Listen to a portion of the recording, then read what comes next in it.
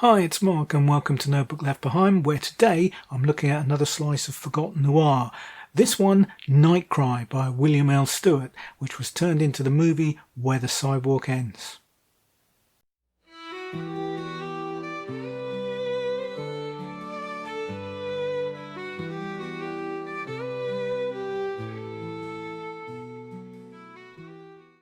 So today we'll be talking about Night Cry by William L Stuart, which was originally published in 1948 and became the classic movie Where the Sidewalk Ends 2 years later, which starred Dana Andrews, Gene Tierney and was directed by Otto Preminger.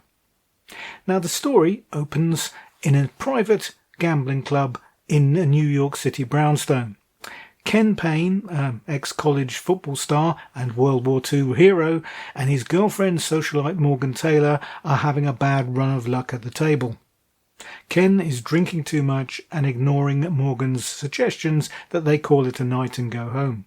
Ken gets into an argument with another player called Morrison, and this soon deteriorates into a violent altercation, and Ken and Morgan are escorted off the premises by the management. Shortly afterwards, Morrison goes to leave, but as he does, a woman screams. Morrison has been knifed to death in the foyer.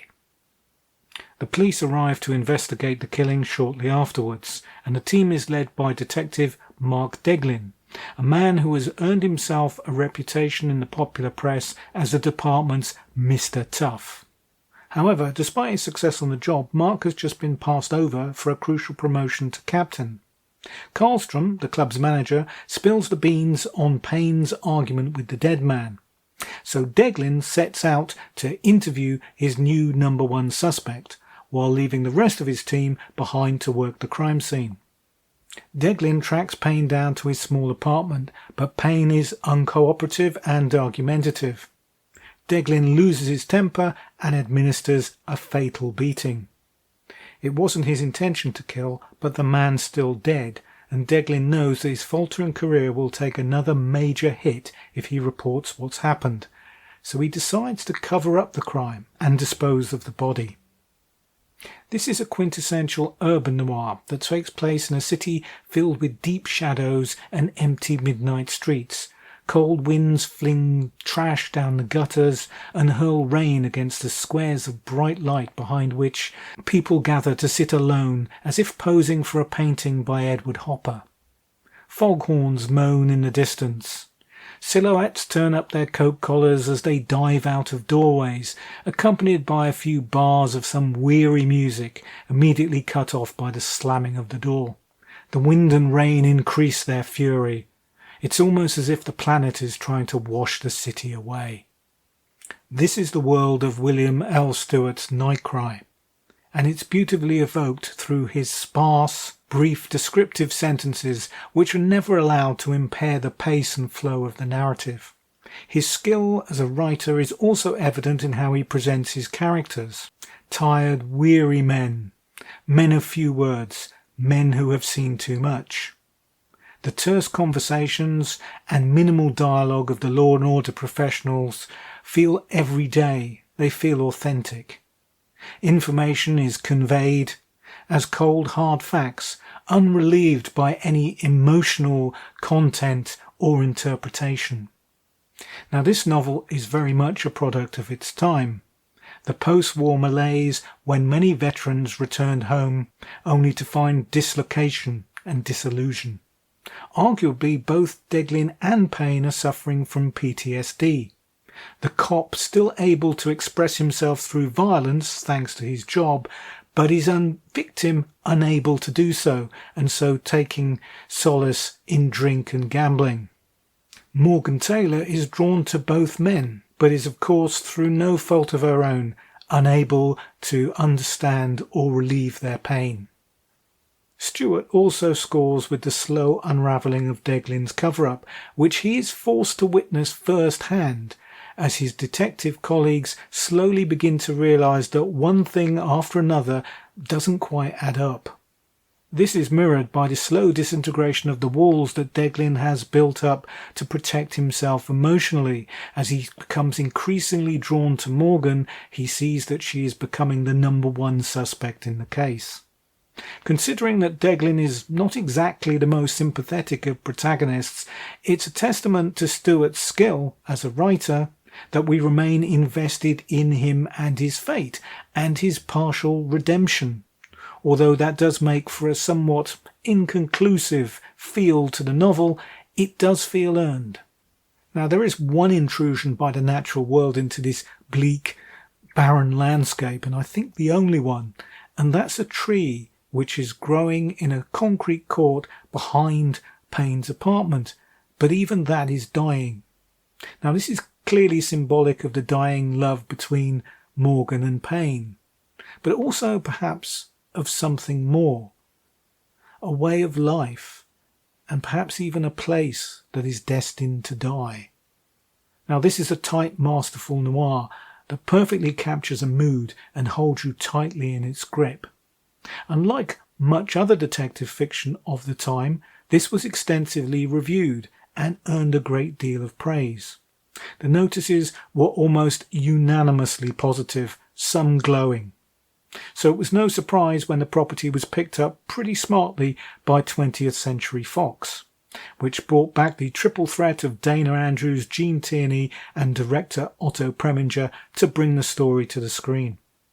Where the Sidewalk Ends, a better title in my humble opinion, was released in 1950 and is now rightly regarded as a noir classic. However, Ben Heck's script does water down some of the elements and content of the novel more than a little. Deglin, renamed Dixon for the movie, is hardly a traditional hero, and there must have been many meetings take place to try and work out how to turn him into a more sympathetic protagonist. And this results in a major change to the fundamental nature of his crime. In the book, the cop beats Payne and breaks his neck. It's an accident, of course, but it is Deglin who initiates the violence. In the film, however, it is Payne who does that. He throws the first punch and comes at Dixon with a bottle, making for a clear case of self-defense. And when Payne falls and dies, it's because he has a silver plate in his head from the war, an element which does not appear in the novel. Of course, this does bring up the point, why does Dixon bother to cover up the crime? Yes, there will be an investigation, it'll be in the papers, and his career will suffer, but surely that's the lesser of two evils when you compare it to covering up the crime and maybe being found out later on and almost certainly accused of murder. After all, nothing screams guilt louder than trying to hide a body. Now, Hecht attempts to justify this decision by inserting an earlier scene which does not appear in the book, where Dixon is upbraided by a senior police official for all the reports of violence from the public that the department has received due to his conduct. This just about gets it by, but you do have to suspend your disbelief a little more than perhaps is strictly necessary. Most of the other changes revolve around attempts to humanise Dixon's character, the most obvious being the upfront romance with Gene Tierney's Morgan Taylor, and the introduction of her friendly cab-driving father who becomes a suspect in the case. In the book, the romance remains something fated forever to remain out of reach and only half acknowledged by the two main characters.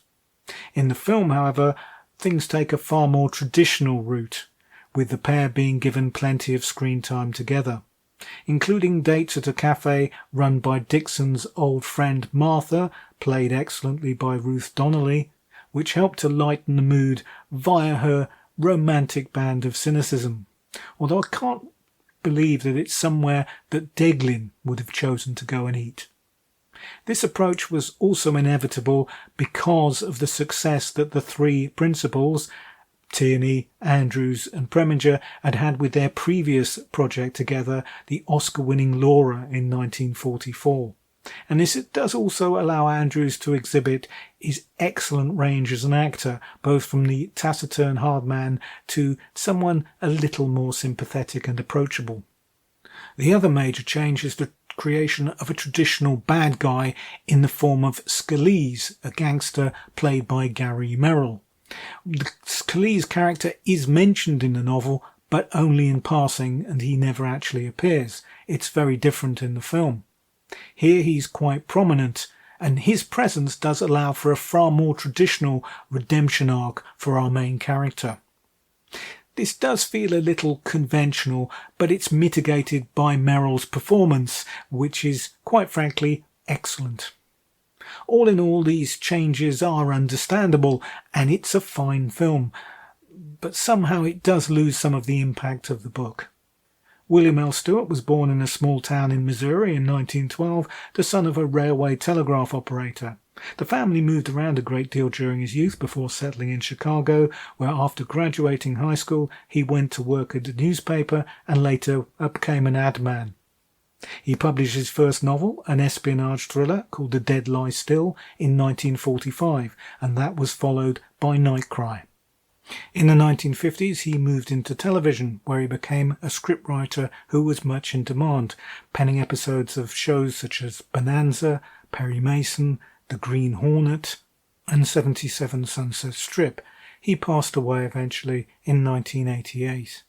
And if you see another novel listed under his name, namely a novel called Dead Ahead, it's likely, according to my understanding at least, that this is a reprint/reissue of The Dead Lie Still. But if you know different, be sure to tell me in the comments. Now, I think this is a superb knockout novel. Have you read it? Have you got any suggestions for other slices of Forgotten Noir you'd like me to cover on the channel? Please put them in the comments below. I'd appreciate them. In the meantime, don't forget to bash in the like button, subscribe if you're enjoying my content, and ring that notification bell. Thank you very much for staying with me to the end of the video. And remember, keep scouring those second-hand bookshops and charity shelves, because there are treasures out there that only you can find. Cheers.